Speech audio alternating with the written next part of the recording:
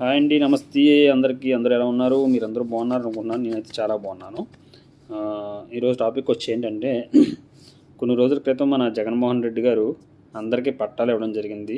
ఇంటి పట్టాలు అయితేనో, భూమి పట్టాలు అయితేనో, ఒకప్పుడు కట్టించిన ఎవరో సోనియా గాంధీ గారు కట్టించిన ఇంటికి కూడా మన జగన్మోహన్ రెడ్డి గారు కొంచెం లోన్ ఇది క్లియర్ చేసి తగ్గించి పట్టాలు ఇవ్వడం జరిగింది.